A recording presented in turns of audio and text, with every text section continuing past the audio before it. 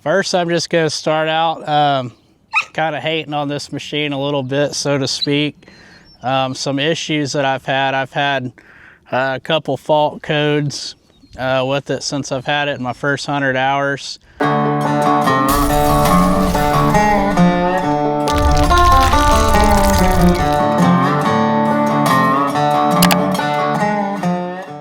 What's going on, guys? Welcome back to the channel. So I've been waiting to do this video for a while. We've just been getting nothing but non-stop rain. Seems like every weekend they're forecasting about 5 inches of rain. So we finally got a nice, no windy, calm, sunny day to do the 100-hour review on the new T86 that I got back in February. We're a little past the 100. We're about 122 hours, but I got some stuff we're going to go over here. What I don't like about the machine so far that I found in my first 100 hours, and then kind of go over some issues that I've had and with it so far and how well we like it. So we're going to get right into the video here. First, I'm just going to start out kind of hating on this machine a little bit, so to speak. Some issues that I've had a couple fault codes with it since I've had it in my first 100 hours. Nothing super major that the dealer hadn't addressed, but the one code that I got 2 times, I got it at 6 hours, and it was a U1091-08, which is electrical problem has occurred with the communication to the deluxe panel. So when I first got that code at 6 hours, I was just humming across the driveway at 2-speed, and it just straight up locked up, about knocked my teeth out in the front windshield, and the machine was idling, and the deluxe panel screen was just black inside, and it was saying it had no communication. I shut the machine off, started it back up, and it worked fine. I was going to a job and had White Star, they came over. Gunner went all through it. He found a loose plug on one of the controllers and plugged it in, and life was good up until I had the code come on again at like 78 hours. And same story. I shut it off, restarted it, all's good, never had it come back on since. I didn't have them come out the second time because it's just pretty intermittent, so it's not like it's doing it every 10 hours or so. So I've had that code 2 times in the first 120 hours, basically. And the other code, it's not really a big deal, but it's just kind of annoying, is that no radio with communication. And I'm told Bobcat's aware of it, and it's just a software issue that they can't seem to get figured out. I know it happens on this one pretty often. And like I said, it doesn't affect the machine working in any way. You just don't have your radio, which is kind of frustrating, but nonetheless, it doesn't keep you from getting any work done. But so yeah, that's really the only 2 issues I've had as far as electronics or communication errors. Other than that, this thing's ran perfectly fine.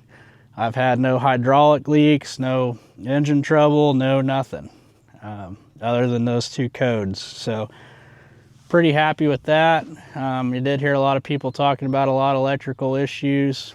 I kind of think they got most of them kind of addressed. At least on this 86 model, I hadn't really heard too many complaints on them so far. So a couple fitment issues. One I had was this cab door. So when I got it, this seal, and I'll splice in a little clip here, but this seal was not, there was a gap, and it still is, but it's not near as bad as it was. Before, I could stick my fingers in there and you could see them on the inside. So it was like the glass was too short for the opening. And my dealer came out, they brought 3 different doors, and we went through 3 doors and found this one that fit the best. And it was the only one that you couldn't get a zip tie up through. So I don't know if they're just having a fitment issue with the glass not being the right size to the cab, but Bobcat definitely needs to check that out, because when I went back to the dealer to pick up a rental, I looked at a couple other 86s they had, and they all had that gap issue right here, and some of them had it over here. So when I'd run the post driver, it wasn't sealing out the noise, so it was really loud in the cab. A lot of dust was getting in here. But yeah, this door seemed to fix the issue, but ever so often this rubber will get kind of tucked up like that, kind of rolled up under there, so it's not near like it was. But I don't know what the solution would be. Either make the glass just a little bit wider, or get a different rubber piece that maybe comes down like here that's longer. So that was kind of a irritating issue I had, and that is about the only hardware issue on the machine that I've had issues with, is that front door not fitting right. So those are kind of the issues I've had with it. So now I'm going to talk about some of the things that I've come to notice that I don't like about the machine, or some improvements that I'd like Bobcat to make on future machines, hopefully, from running it for 120 hours. All right, so the first thing here on my list is these poly side windows. I really like these. This clear view is awesome. As you can see here, I got a giant scratch. Now, if this would have been glass, it'd have knocked this window out super quick. But I had a piece of channel iron. I was moving some brush, and it caught the track and kind of flipped up somehow and went through here and smacked that window and gouged it all the way down, as you can see. So my issue is that looking on the Bobcat parts website, and what I've been told is you cannot buy these individually. I mean, over time, if stuff hits this, they're going to get pretty scratched up, and you'd want to be able to replace that. And it looks like you could with these Torx bits.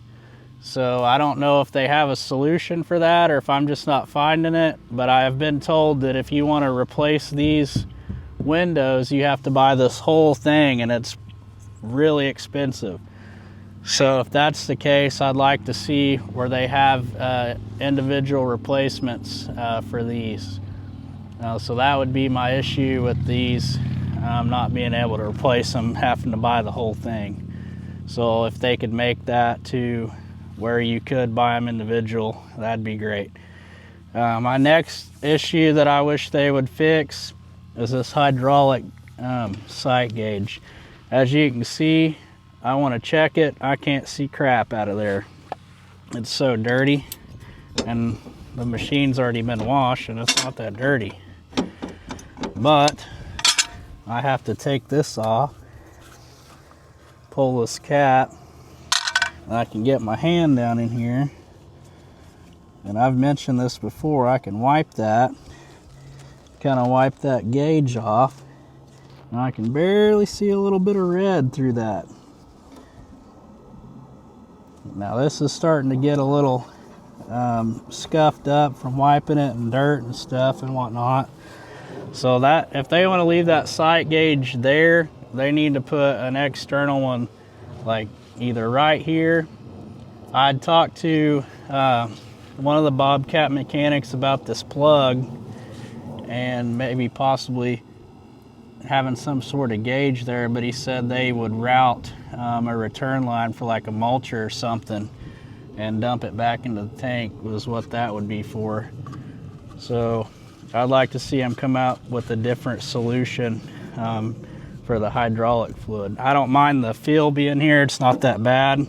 If you just get the 1 gallon jugs in a funnel, you can pour your 5 gallon bucket in the gallon jugs and fill it up there. So the location's fine, just need a different sight glass, because that is kind of a pain.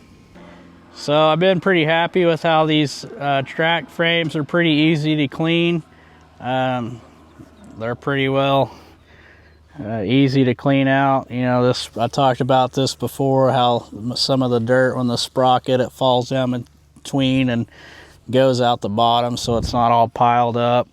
You can clean out back here pretty good.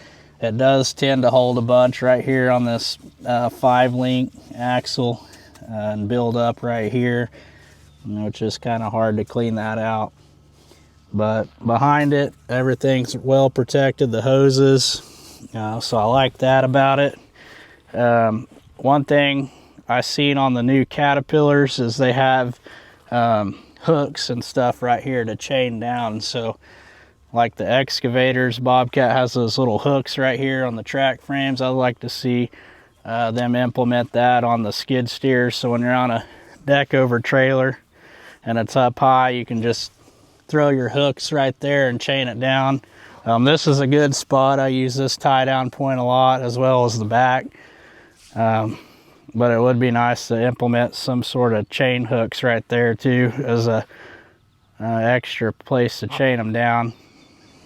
Because sometimes this one up here, if you have like a certain attachment, like my mixing bucket or like just a regular bucket, and your stake pocket's a little farther forward, it kind of binds up here on the corner like the soil conditioner sometimes with a wider attachment, just depending on how you position it on the trailer. But a little hook right here, something would be kind of nice.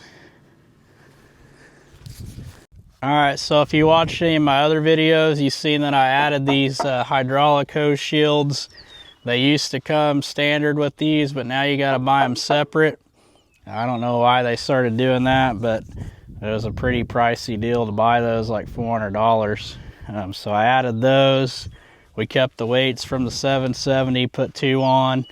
So I got this rear bumper. I kept this rubber part from the 770 and bought this angle iron piece. I like that. It helps kind of protect the back end if you were to run into something. But I ran into the issue with when I would load it, my trailer ramps sometimes, when you drove up on the dovetail, they would fold up and hit this and bend this sucker plumb back. So I had to bend it back a couple times. But I just started letting the air out of my truck airbags and really squatting the truck down, then loading, and that seemed to help. So if you do put one of those on your machine, just keep in mind that your trailer ramps could catch the rubber here and break it off. While we're down here, I haven't had an issue with the machine getting high centered or hung up back here, but it has scraped quite a bit because of how low this is. This is really low compared to like the 770 or the 870, but the 870 had the wider track frames and the higher ground clearance. But I don't know if they're keeping that low for the motor to be lower center of gravity. When you're on flat ground, it's fine, but going through ditches and uneven terrain, like I said, I haven't had it get hung up on me yet, but it may be an issue for some people. But I'd like that to be a little higher off the ground, a little better ground clearance. All right, so moving on around to the back here, it's been pretty easy to keep clean and wash down. I will say, with that rear drawing in air, it gets a lot of dust and dirt in there. I have not had any issues with it overheating. We ran the brush cutter and the brush hog on it mowing the field when it started warming up, and it stays just where it should with this massive radiator. When you get one of these, you may want to keep an eye on your coolant the first 20 hours or so, because it kept going down as I was using it, and I had to refill it a couple times. And then check your radiator itself. I had to put a little in there, but after about 20 hours or so, it was good to go, and I hadn't had to add any more. I did a 50-hour oil change on it. Changing the oil wasn't that bad. Taking the plate off underneath and that hose was super easy. Getting to the oil filter was kind of hard, but it wasn't as bad as I thought it would be. But it was just in there on the side. It does make a pretty good mess when you get it out of there. but I did order a Forma funnel to tuck up under there to catch the oil for next time. I can see this being an issue here. A guy that has a 86 there that I talked to, and he said this hose will rub a hole in this, and you can already see it's already rubbed a little spot just at 100, and he's got 1,000 hours, and he said his rubbed a hole plumb through it. So maybe a better spot for that. Now I may have to warranty this hose here and get a new one and put some hose wrap on it to keep that from happening. I added the block heater on. You probably saw that in another video if you watched them. This thing, I did talk about how quick it goes through DEF. It does burn quite a bit of DEF compared to the 770 and fuel, I noticed, but it is 10 gallon less or so fuel than the 770, so that may be a portion of it. But other than that, yeah, easy access. And this engine is actually a Hyundai engine. It's the same, basically the same engine that's in the Velon DTL 35, but it's rated at 115 where this one's only 105. So I thought that was kind of interesting. But other than that, it was pretty identical. I like this AC condenser, how it folds out. It's super easy to get clean. Just pop that pin. I haven't had an issue with that thing getting really dirty at all, other than some dust. It doesn't get really much stuff in it, stays pretty clean. But we're also not doing any forestry mulching or anything like that with it yet. I did about had a real bad mess up the other day. I was loading this thing, and this latch has been really hard to squeeze for some time, and randomly the door would pop open, and I wouldn't really know it because I don't leave the camera screen up all the time. And I was loading this thing on the trailer, and this door popped open like this, driving up the dovetail, and caught back here on the ground and kind of tweaked the door up a little bit. I don't think it bent it, but we caught it just in time. So I make sure I had to do a little bit of adjustment on this latch. You can undo these 2 bolts and kind of move it up and down there, and kind of adjusted it. Hopefully it starts catching good now. So be aware of that. You might have to do some adjustment to your latch so you don't rip your door off. So other than that, that's pretty well it on the outside. So now we're going to talk about some tech features I wish they would add, or maybe they're in the works of adding, I don't know. So sitting here in the cab, one thing I noticed running the new Caterpillars is how clear the screen was in the backup camera compared to Bobcats. So I don't know what kind of screen they're using on their new machines and camera, but it's super clear compared to this one. I talked about this jog shuttle. I made a whole video on that, on adding this. I wish they would keep that standard and you not have to buy it separate, because that is really handy to change the radio and turning the camera versus going up here and while you're trying to work and click the volume to turn the radio up and down. But yeah, I think they should keep that standard. Like I said, I talked about that before. Some other features I wish, and looking at other new machines like the John Deere, I think they got a separate screen over here, and I think I would like this better. A separate screen like that right here just for the camera that was always on, and they could have a bird's eye view with the side boom cameras. So some of them other machines, like I think Caterpillar's doing it, John Deere does it, but they have a little camera mounted over here that angles down. I guess you could probably put one right here, then shield it somehow, or recess it in here somehow to where it shoots out this way, and one on the other side in the back. And then up on the screen, it gives you like a bird's eye view. I don't know if you guys have ever drove like a Ford truck or whatnot with where it shows above the truck and where you're driving, but that would be really cool. I'd like that, having that camera on a separate screen. But it is nice to be able to push this button and the camera be on. So some other features I've noticed that Bobcat doesn't have in here on running some other machines is, well, one of the new things I've seen on the new cats is they have a setting for hydraulic options where you can prioritize the drive motor hydraulics. So if you're not really doing a lot of lifting, say if I was running the dozer blade, it would prioritize the load to the drive motors. Now I don't know for sure if maybe Bobcat has it set up to where it's automatic and it just prioritizes it based on load. That may be something that it has that I don't know, but I did see that option that I haven't seen in here on the machine settings. But yeah, I like this drive response, work group response, and all that.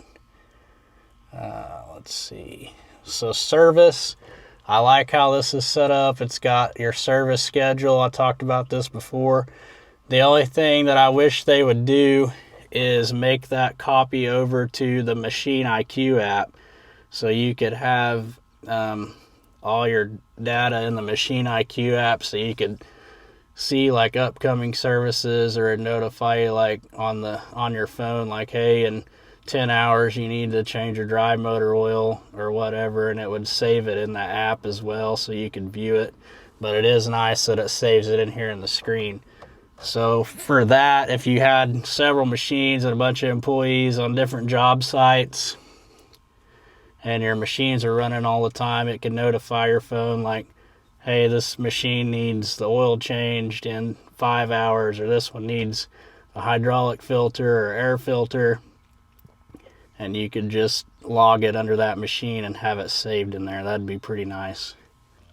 Another thing that I wish they would kind of get rid of is these foot pedals. I know I thought I liked them before, but after running that Caterpillar one with them just flat floor and the throttle pedal right here, I like that much better. That way the floor's open.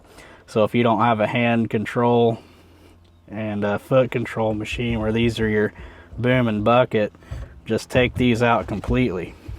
Now I thought about just taking them out, but the throttle is made onto this one, so I couldn't take that side out. But yeah, it'd be nice if they were just flat on the floor and you didn't have these here. You could add another cup holder here, like on this side.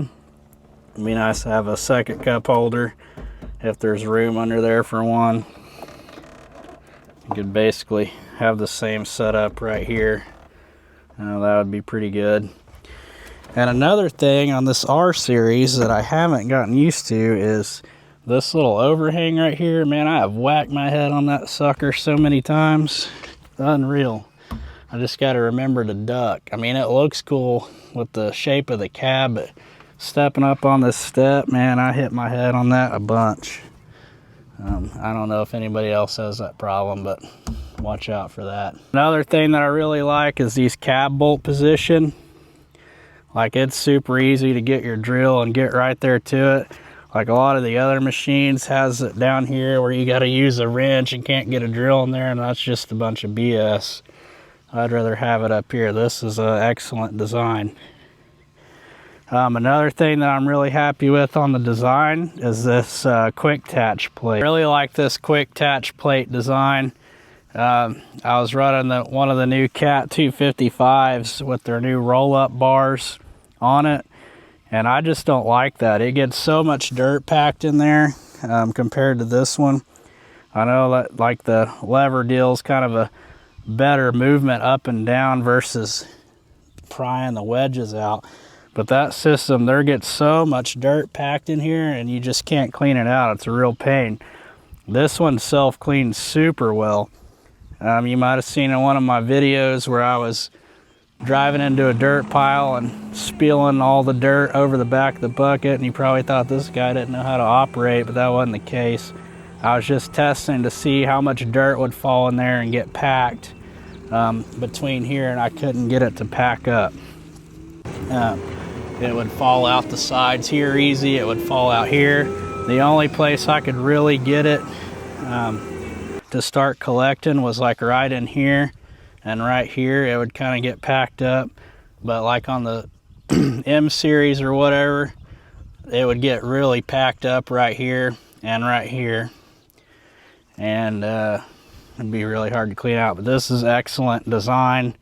These big cast pieces like this big pivot. I like that the grease zerks are now on the outside. Other than that, yeah, this style attach plate is awesome. One thing I don't like about this one that M series didn't is this cylinder bleeds off. As soon as you unhook attachment, this wedge starts slowly bleeding down. And every time, like if I drop a bucket and switch to pallet forks, I immediately have to open this every single time because it's just constantly just slowly going down. You can't even change from attachment to attachment without having to reopen them. So I mentioned that, and one guy told me that it was kind of a safety deal. So if you forgot to latch it, it would somewhat be latched, but I don't know if that's the case or not with that. That demo one I had would bleed down like that, and this one does, so maybe it is, I don't know. But other than that, that plate is very nice, easy to grease. The only other suggestion that I would have is make it to where you could grease these wedge pins if you had an attachment on. But I know that's probably not really feasible because every attachment's different. But most bobcat attachments, if they had a notch out right here, you could get to that. But different brands, that's probably not going to be the case. See how much easier that was than trying to fiddle with the ratchet wrench down there on the side. And this cab's really easy to lift too.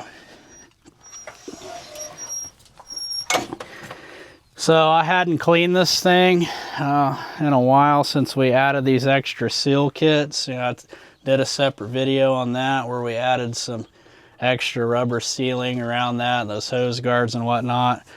But it stays, I don't know, fairly clean in here. It's not too bad. It's really easy to clean. It's got these big plates so you can wash it out. But I just wanted to point out how open the front of this. So this machine has no real super heavy weight up here in the front. Look at all this open space. Everything is basically from the drive motor back. I may do multi-bar tracks next time. I kind of like, they don't tear up the ground as bad as these C patterns. So I may go with the multi-bar track when these wear out, see how much better it does. I haven't got to use the Superflow option on this machine yet because I don't have an attachment that runs Superflow. We're going to put a mulcher on it at some point, or make it mulcher ready to where I could rent one if need be, or run my buddies on it sometime if we ever need to. But I don't want to do that until I buy all the forestry stuff for it. And that's pretty expensive, so we may just work on buying it piece by piece. I want to get the FOP shield, the guard on the rear door, and the forestry front door before we run one. I can rent the door if I need to, but I'd like to have the FOPs deal on top and the rear guard on the door. So yeah, we'll probably put that on at some point. I did add a hydraulic muffler kit on here.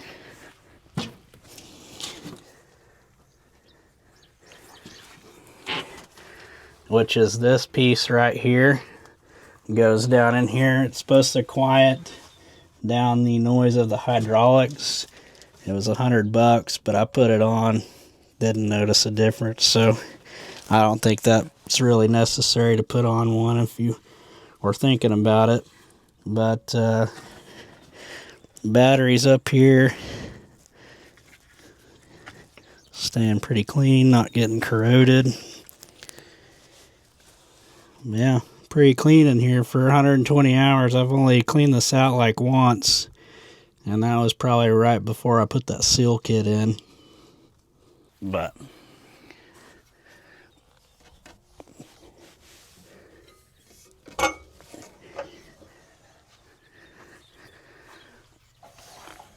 so this little electrical line for the bucket positioning kind of just hangs out right here. That could use some better protection. I may get some hose wrap or something and put around that to kind of better protect that on that point. The lights are great, the LED lights, the side lights are all bright at night. They do a real good job of lighting everything up. So if you look at a lot of R-Series machines, the first thing you'll notice is how tore up all these decals are. I don't know who or what Bobcat's using for their new decals, but they're kind of junk in my opinion. Like, you barely hit these with my 770, barely hit it with the pressure washer right here, and it ripped it plumb off. And my old T650, you could straight up power wash all the way pretty close to the decals and it wouldn't affect them. But these are, whatever they're made out of, are really soft. I can kind of just dent it in with my thumbnail. I could scratch right now if I wanted to scratch that. I kind of just did right there. These decals are not very good. So it'd be nice if they'd change that, because if you look, like I said, you look at any R-Series machines or M-Series with this new style sticker, they're just destroyed. Some of them 20 hours and they're already destroyed. So it'd be nice for some different decals. The reversing fan, I don't know if it's programmable in the software, but I think it needs to run a little bit longer, because as soon as it kicks on and starts lifting debris up, it's already shutting off. I know on some other machines you could set like how long the reversing fan runs, like 5 seconds, 10 seconds, or like 15 up in the software. So that'd be nice if you could kind of set how long you want it to run, because like I said, it'll start blowing some debris off, and about the time it gets raised up off there, it's already shutting back off. So yeah, I'd like to see be able to set the limit on that, or make it run just a little bit longer. If it would run, I don't know, 5 seconds longer, it'd be good. So another thing I forgot to mention that I'd like to see is, like, you got a couple other companies, they got these smart attachments, and you got like a dozer mode and whatnot.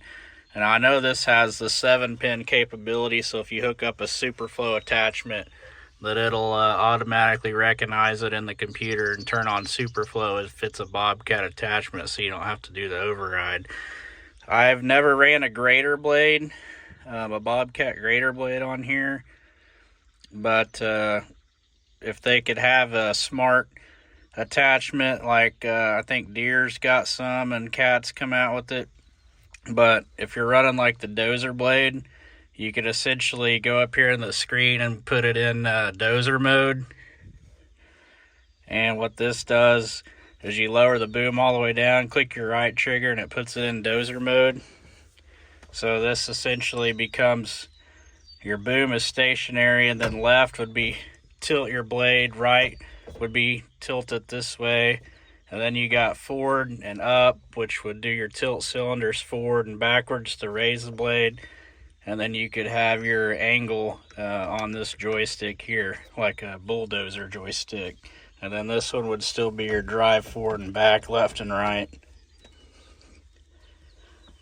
But I don't know if when you hook a grater blade up, if that's what it does, but it'd be nice if this would be like that on the dozer blades and some other attachments.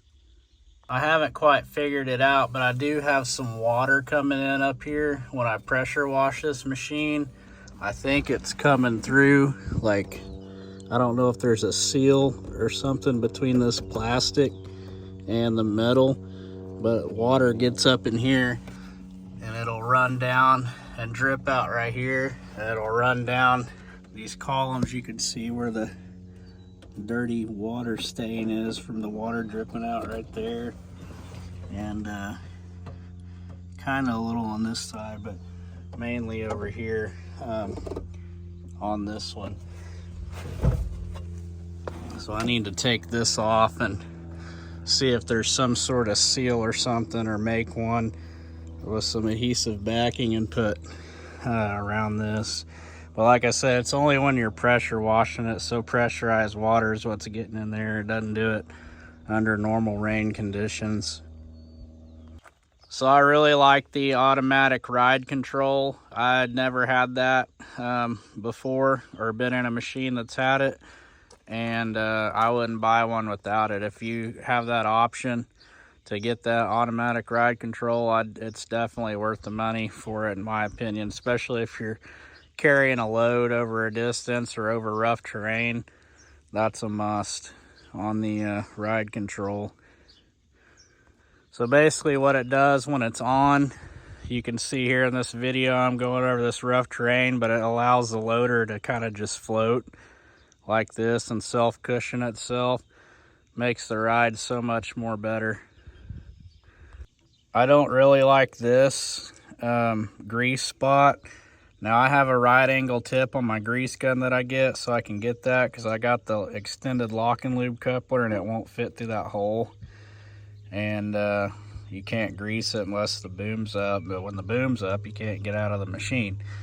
So I just have a right angle tip. I can get to it right there. But yeah, that's not the greatest thing, because one of the mechanics told me that's probably the most common grease circ that doesn't ever get greased, because people that run those lock and lube couplers on their guns can't get it through that hole. So maybe change this or something.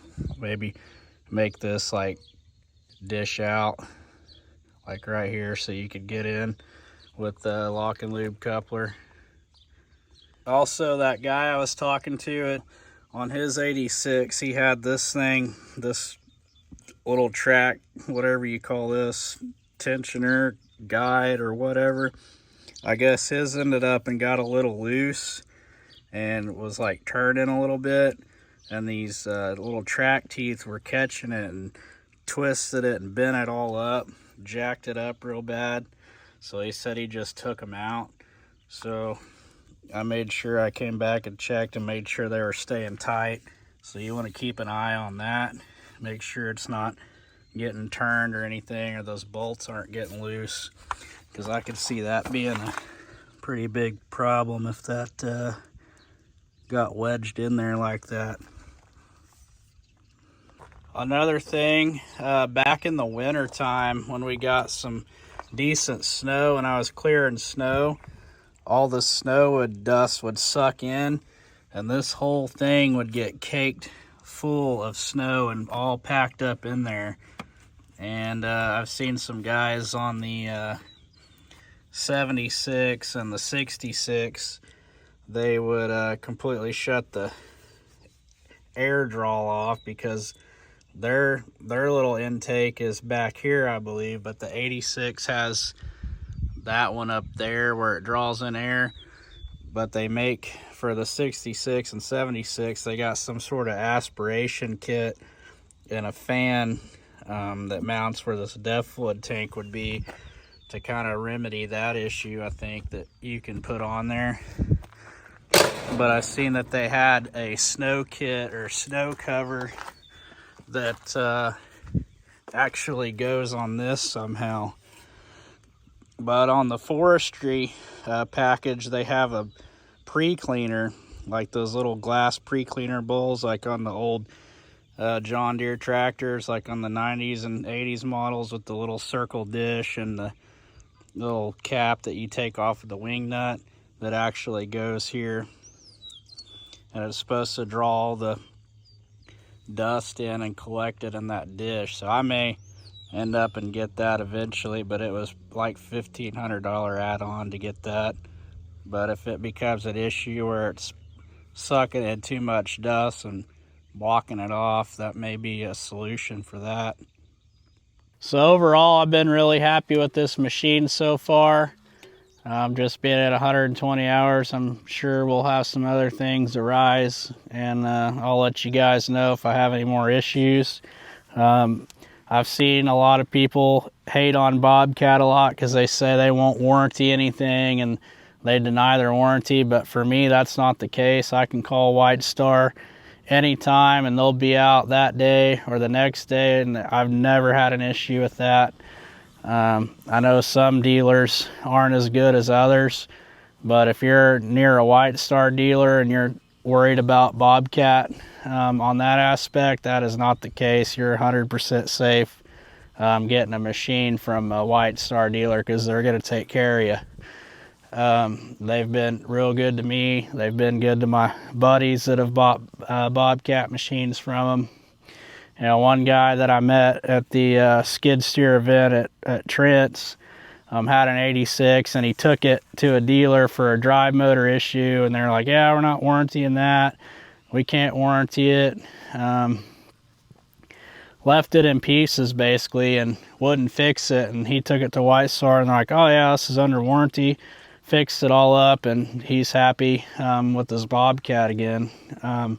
So yeah, I have never had a warranty issue. Now that doesn't mean you may not have one at another dealer, but that's one of the reasons I do like these Bobcats, is because of the service and the parts availability that the dealer has. Is always has parts in stock. Very rarely have to order something in unless it's just a non-common thing, but then again they get it within 1 to 2 days, so you're not down.